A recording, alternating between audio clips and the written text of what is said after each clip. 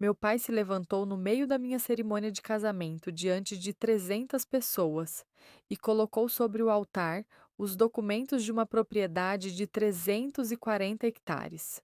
E fez isso para responder uma frase que a mãe do meu noivo havia me dito 18 meses antes, num dia de tarde em Maringá, com a naturalidade de quem acha que está apenas sendo honesta. A frase era esta: noiva pobre não casa com meu filho.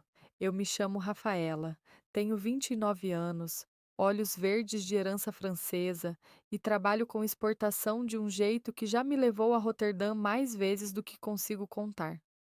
Cresci no bairro Califórnia, em Londrina, numa casa com livros em toda prateleira e sem carro do ano. O tipo de família que Marluce Brandão Valadares olhou por 3 minutos no primeiro jantar e decidiu que não somava o suficiente para o filho dela.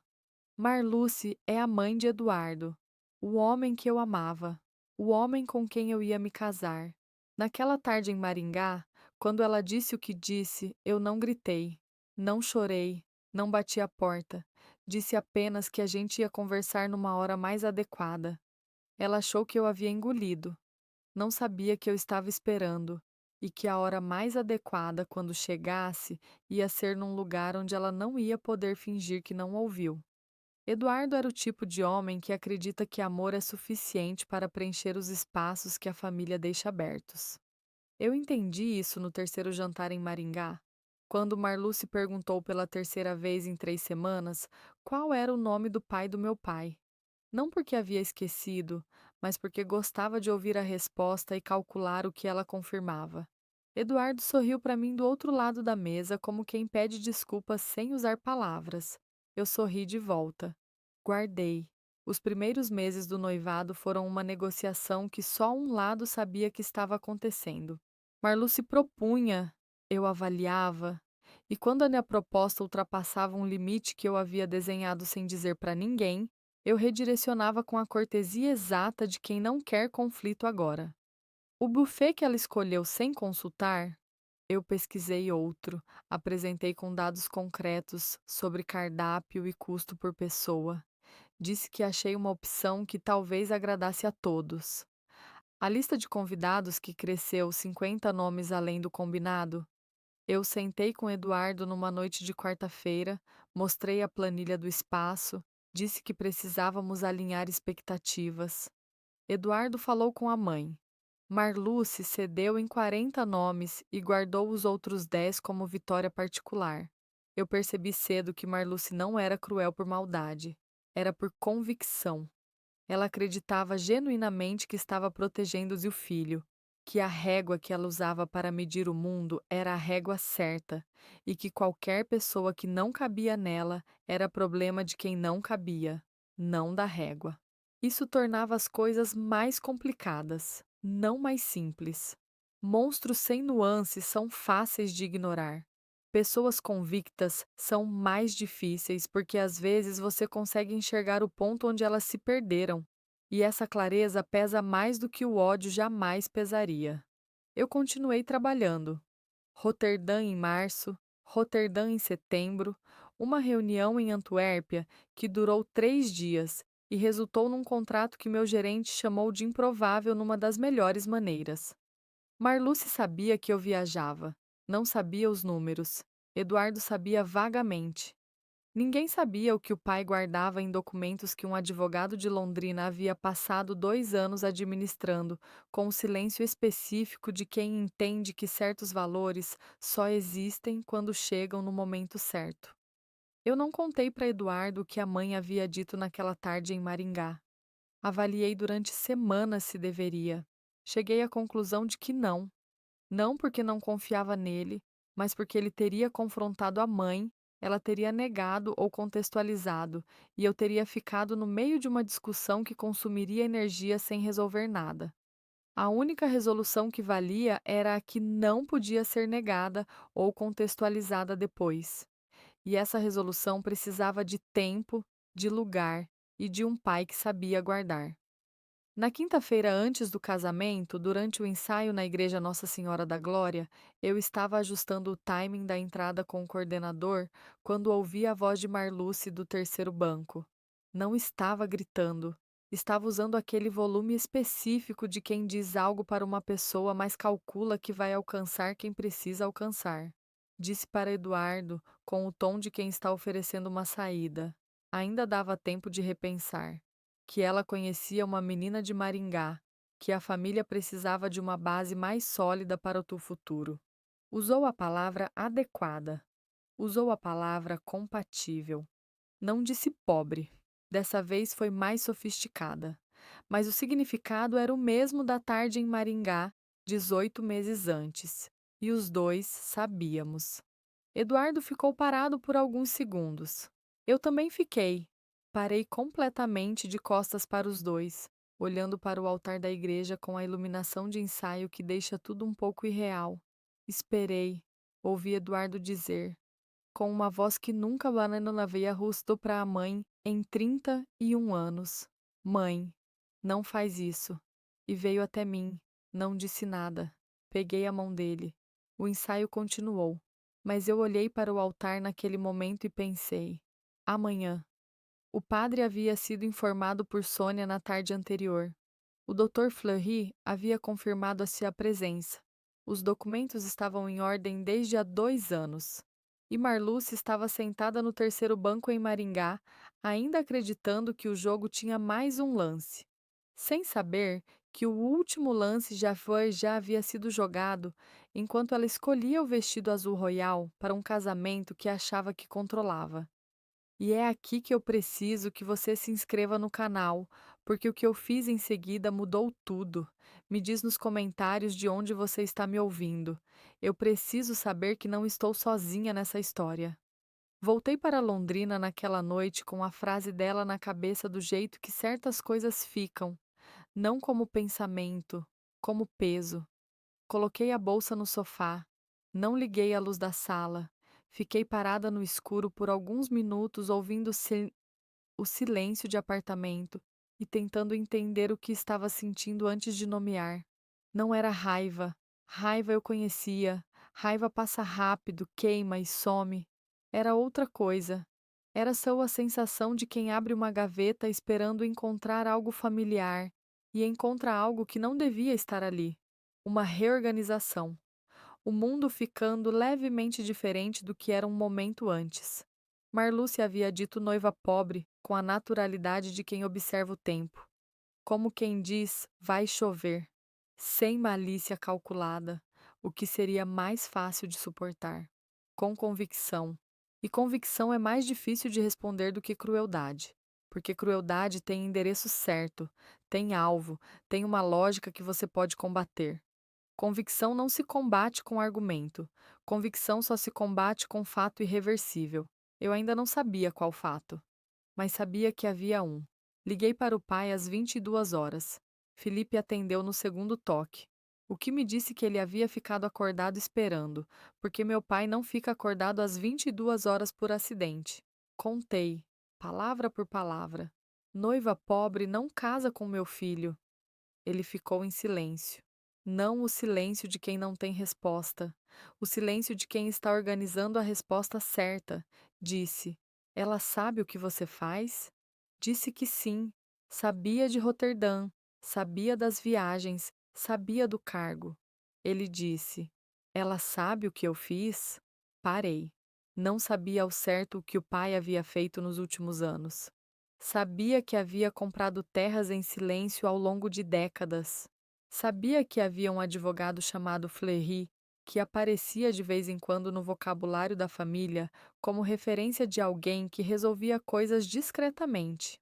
Mas os números, os hectares, o valor atual, isso nunca me havia sido discutido em voz alta. Disse que não. Marluce não sabia. Felipe ficou em silêncio por mais alguns segundos. Então disse: então a gente não vai contar antes da hora. Não perguntei qual era a hora. Não perguntei o plano. Aprendi com meu pai muito cedo que certas perguntas enfraquecem a resposta antes que ela exista. Aprendi que guardar não é covardia. É reconhecimento de que nem toda resposta ganha sendo dada no momento da ofensa. Desliguei o telefone. Fiquei sentada no sofá no escuro por mais um tempo. Pensei em Eduardo.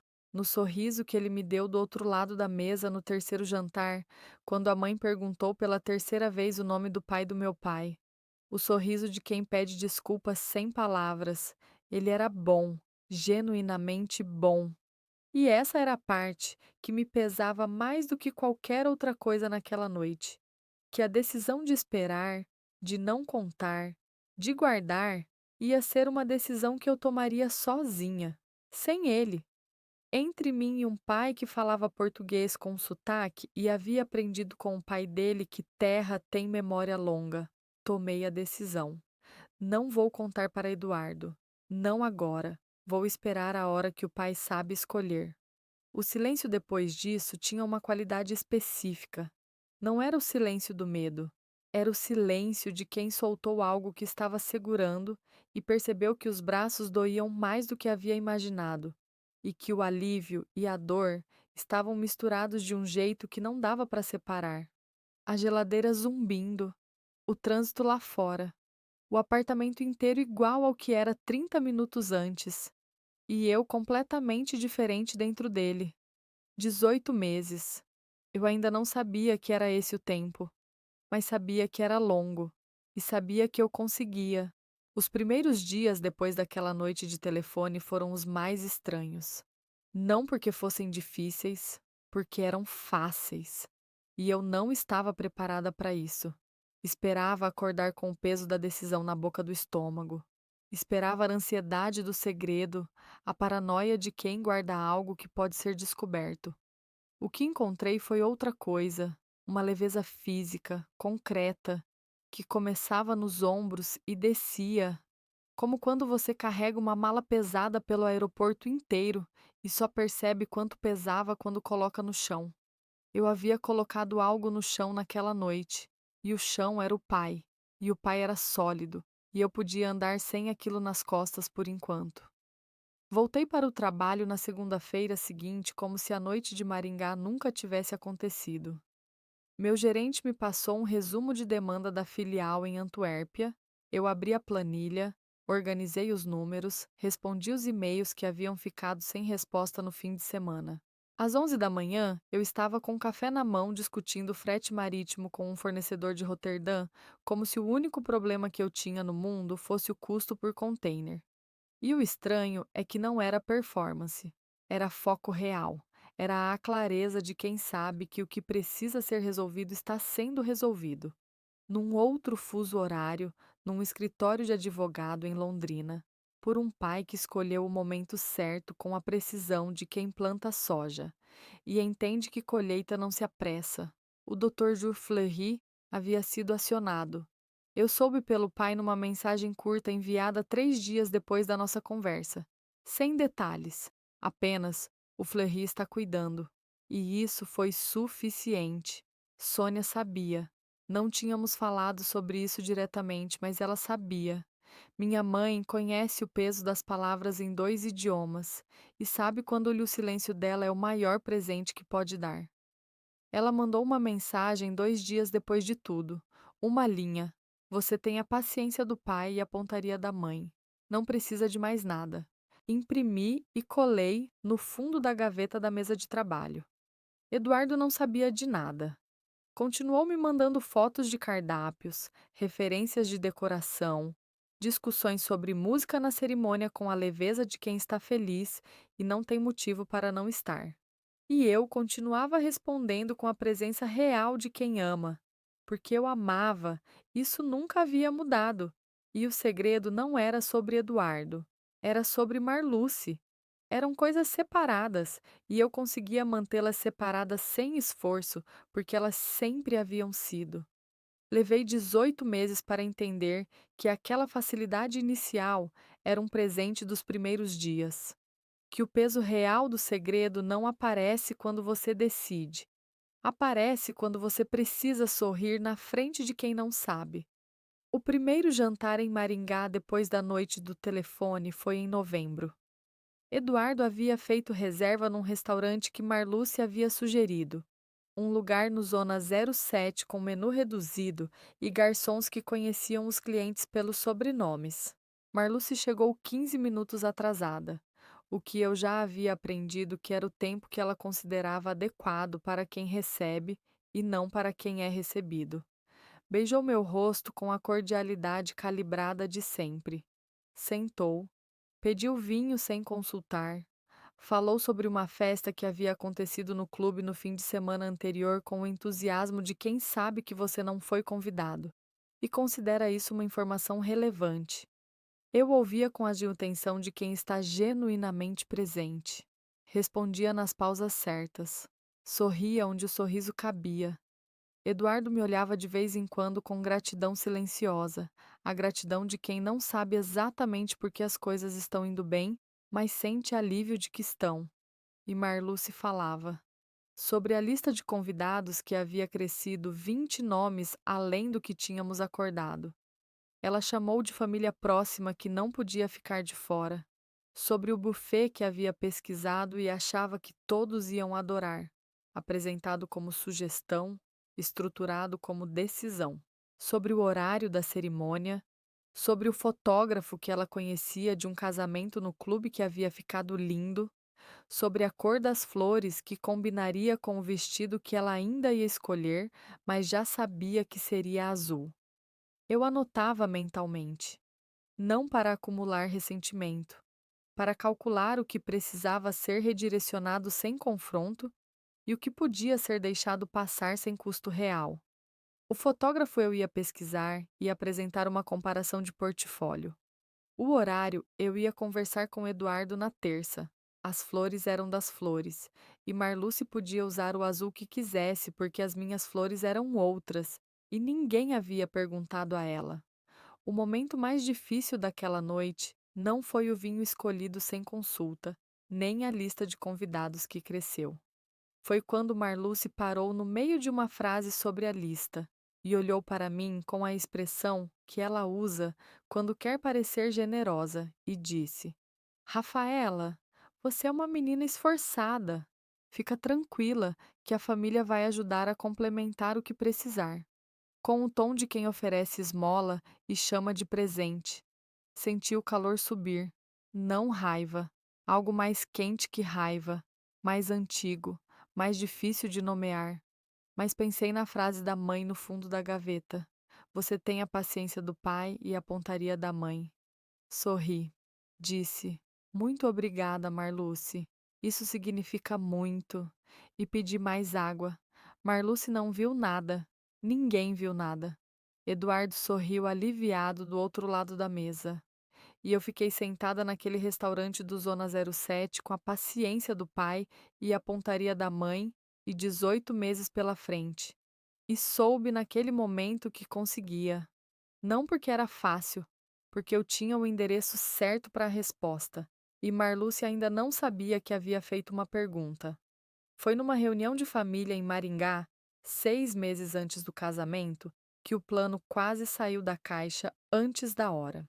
Geraldo Valadares, o pai de Eduardo, homem discreto que eu havia aprendido a respeitar exatamente por isso, estava sentado à mesa com dois primos da família e um sócio de Maringá quando a conversa virou para terras. Safra do Paraná, valorização de hectares na região norte do estado, o mercado de arrendamento para a soja, que havia mudado nos últimos 10 anos de uma forma que ainda surpreendia a gente que deveria ter prestado atenção antes. Eu ouvia. Geraldo falou sobre uma propriedade que havia avaliado em Londrina. Um negócio que não havia fechado por questão de timing, mas que o corredor de exportação havia valorizado numa proporção que ele não havia calculado na época. Eu parei. Londrina. Corredor de exportação. Propriedade. Não levantei os olhos do copo. Continuei ouvindo. Geraldo era homem que pesquisava antes de falar. E o que ele estava descrevendo tinha a geometria exata da região onde o pai havia comprado terra ao longo de 20 anos com a paciência de quem planta soja e sabe que colheita não se apressa. O sócio de Geraldo perguntou se ele ainda acompanhava aquele mercado. Geraldo disse que sim, de forma geral. Disse que havia algumas propriedades na região que ele havia monitorado de longe, bem administradas, sem proprietário visível nos registros públicos. sem proprietário visível nos registros públicos. Precisei de toda a calma que eu tinha para não mudar de posição na cadeira. Felipe havia estruturado a documentação com Fleury exatamente para isso. Propriedade em nome de uma holding familiar criada 30 anos atrás. Escritura atualizada. Arrendamento em contrato separado. Nenhum do mundo aparecia em busca de cartório. Era invisível para quem não soubesse o que procurar. Mas Geraldo havia monitorado o mercado, havia avaliado a região. E estava a uma conversa de distância de conectar dois pontos que, conectados antes da hora, destruiriam 18 meses de silêncio estratégico num jantar de família em Maringá. Marluce estava do outro lado da mesa, alheia à conversa técnica sobre terras, explicando para uma prima o motivo pelo qual havia escolhido o azul royal para o casamento. Não havia ouvido nada. Eduardo estava na varanda com a cerveja e o celular. Também não havia ouvido. Mas Geraldo estava olhando para mim, não de forma suspeita, de forma que eu reconheci como genuína. A curiosidade de um homem que viu alguma coisa no rosto de alguém e ainda não sabe o que viu, mas é inteligente o suficiente para anotar. Sorri, disse. Meu pai sempre achou que o norte do Paraná ia ser subavaliado por tempo demais.